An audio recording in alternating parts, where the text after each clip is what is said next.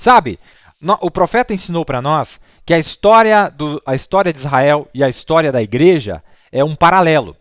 É um paralelo. E algo muito peculiar aconteceu, eu tenho falado para vocês nos últimos programas, algo muito peculiar aconteceu com os judeus. Os judeus, quando o Império Romano chegou, eles foram esparramados, espalhados para os 4 cantos da terra. E aí, no final, Deus teve que causar com que aqueles espíritos daqueles ditadores fossem soltos sobre eles, aquelas pressões, aquelas perseguições, para que eles retornassem à Terra Prometida. E nós sabemos que esse paralelo aconteceu e está acontecendo com a igreja verdadeira. Olha que coisa interessante que o profeta diz. A igreja primitiva, amados, a igreja primitiva, de acordo com Atos 2, são apenas notas que eu estou dando aqui e nós vamos já entrar no nosso tema. Atos, olha, presta bem atenção, amado. Você vai gostar disso aqui, santos de Deus. Atos 2, versículo 44 ao versículo 47, fala como era a igreja primitiva. Diz assim: E todos os que criam estavam juntos e tinham tudo em comum e vendiam suas propriedades e bens. E repartiu com todos, segundo cada um havia de mister. Quer dizer, olha que coisa, irmãos. Aqueles que não tinham condições, eles vendiam o que tinham e repartiam e ficavam aquela coisa comum. É daí que veio a ideia comunista, que todos têm a mesma porção. Não é? O diabo tentando copiar o que a igreja primitiva tinha. Olha que coisa. E perseverando unânimes todos os dias no templo e partindo pão em casa, comiam juntos com alegria e singeleza de coração, louvando a Deus e caindo na graça de todo o povo. E todos os dias acrescentava o Senhor à igreja aqueles que se haviam de salvar. Só que aconteceu o seguinte. A igreja, quando a palavra raiou, quando a luz raiou, e a igreja primitiva começou, e veio Paulo, e veio os apóstolos, e até a sombra deles curava. Irmãos, aquilo causou, aquela palavra aberta causou um rebuliço tão grande. Causou um gozo, uma alegria tão grande, que fez praticamente o que Jesus fez com Zaqueu. Eu vou vender o que eu tenho, eu vou pagar o que eu estou devendo.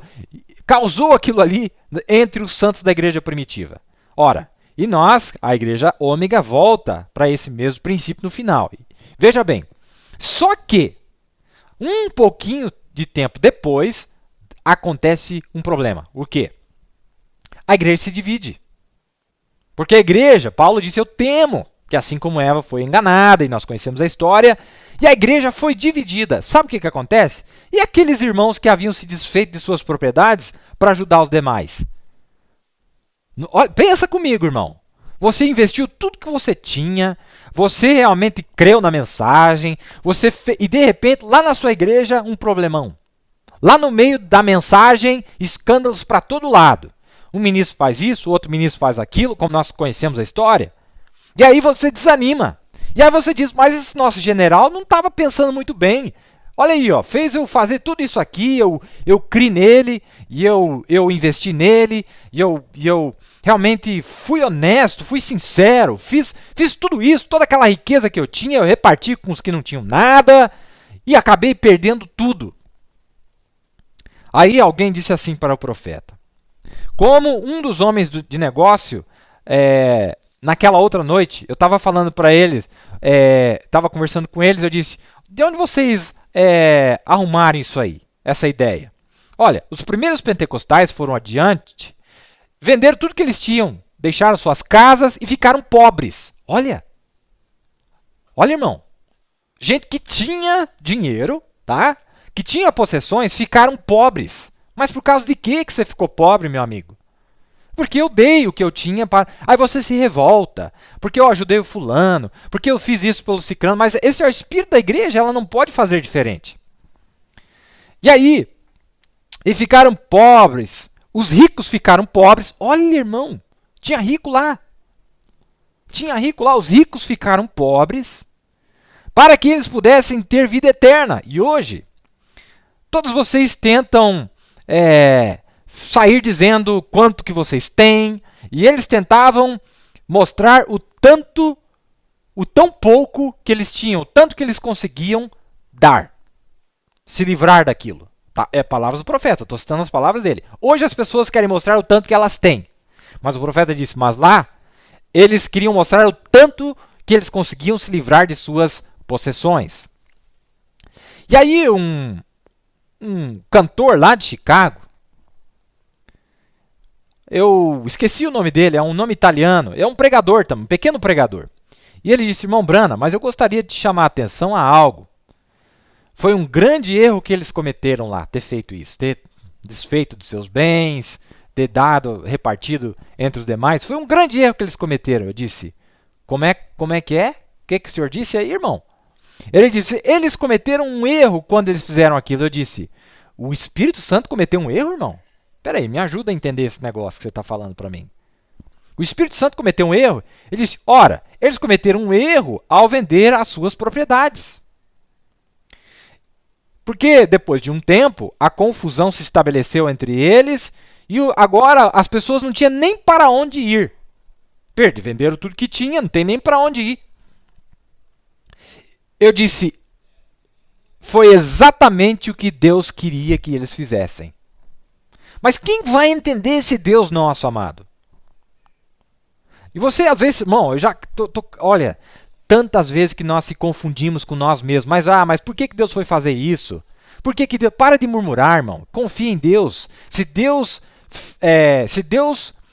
te trouxe a esta circunstância que você está atravessando, seja financeiras, eu não sei o que é Deus, irmão. Ele é o general, ele sabe o que ele está fazendo. Foi exatamente o que Deus queria fazer. Porque daí eles tiveram que sair para todo lado publicando a palavra. Se eles tivessem ficado em casa, eles teriam voltado e sossegado. Entendeu? Se eles não tivessem vendido a propriedade, mas quando deu os problemas lá na igreja deles, que entrou lá aqueles nicolaítas e aquela bagunça toda e foi dividindo em um monte de grupos, você acha que a igreja alfa não foi dividida, irmão, em um monte de grupos? Mas tudo quanto é tipo de grupo apareceu lá, irmãos. Tinha o grupo dos nicolaítas, tinha o grupo do Espírito de Baal. Olha as eras, o profeta explicou tudo isso para nós nas eras. E aí, irmão, mas era tudo mensagem, era tudo povo da mensagem, era tudo povo do segundo êxodo. Agora o povo do terceiro êxodo. Tem irmão, que ele não conhece as escrituras. Como Jesus disse, mas você é tardo, vocês são nécios e tardos de coração para compreender o que as escrituras disseram que seria dessa maneira. Não, porque eu não confio em mais ninguém, porque a mensagem está uma bagunça. A mensagem não está uma bagunça. A mensagem está fazendo exatamente o que a Bíblia disse que ela deveria fazer, o que o povo deveria fazer. Ah, mas dividiu um monte, mas Deus queria que dividisse um monte de grupo mesmo. É o tempo de separação. Ah, mas é a mesma coisa que eu te falar assim, a mesma coisa. Ah, mas o irmão Abraão, para que ele foi separado do irmão Ló? Eles se davam tão bem. Era tão maravilhoso quando os nossos pastores andavam juntos. Deus já havia mandado separar antes do problema ter acontecido. A história se repetindo. Você acha que a igreja alfa não era toda dividida em grupos? Irmão, lá tinha gente que falava assim, eu sou de Paulo. O outro falava, eu sou de Cefas. O outro falava, eu sou de Apolo. Não é o que está acontecendo hoje? E eu não estou falando de grupo falso, eu estou falando do grupo verdadeiro. Não porque o meu pastor é o fulano. Não porque quem eu considero pregador é esse aqui. Paulo disse, mas é um monte de tonteria mesmo. Vocês não perceberam que é tudo mesmo Deus que usa aquele, usa aquele, usa aquele? Mas é essa natureza egoísta humana. Deus está usando muitas pessoas, amados. Entende? E aí, olha, foi bem exatamente o que Deus queria, porque eles tiveram que sair para todo lado publicando a palavra. Ó, a inteligência de Deus, irmão. Eu vou apertar eles, vou fazer eles perder tudo, eles não vão poder ficar onde eles estão, eles vão ter que tentar buscar novas oportunidades. E quando eles forem buscar novas oportunidades, lá no lugar que eles forem, eles vão ter que pregar para o povo que mora lá. E vão converter as pessoas que estão lá. Se eles tivessem um lar, eles teriam voltado e se estabelecido lá. Mas Deus esparramou o evangelho ao fazer isto. Oh, meu Deus, mas quem vai sondar esta mente desse nosso Deus? Quem é que vai entender a mente do nosso Deus? Contudo, irmão, ele é mestre. Ele é o general, ele sabe o que ele está fazendo.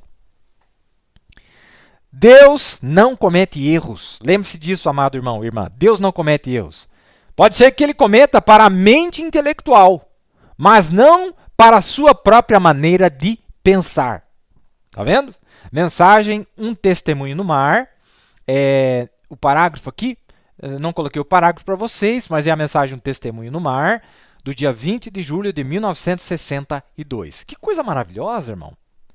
Então, às vezes, você pensa que você teve que sair de onde você estava, da sua zona de conforto, e você teve que mudar de emprego. Sabe por que você mudou de emprego? Para você testemunhar para o povo lá dentro da tua empresa. A nova empresa que você foi. Ninguém conhecia a mensagem lá. É ou não é verdade? Você chegou lá e a pessoa disse, eu nunca ouvi nunca tinha ouvido falar nesse profeta, nessa mensagem. Nunca tinha ouvido falar essas coisas. E aí, você está com emprego, está tudo tranquilo. Deus pega e faz com que você perca aquele emprego, você fica murmurando. Irmão, você quer guardar tesouro aqui ou do outro lado?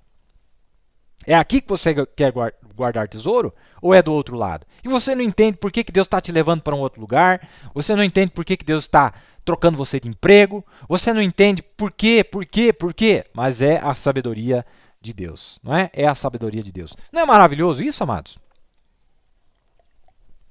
Não é maravilhoso isso? Mas vamos lá, nós temos muita coisa bonita para nós falarmos aqui. Muita coisa maravilhosa para nós falarmos nesta noite, não é? Agora,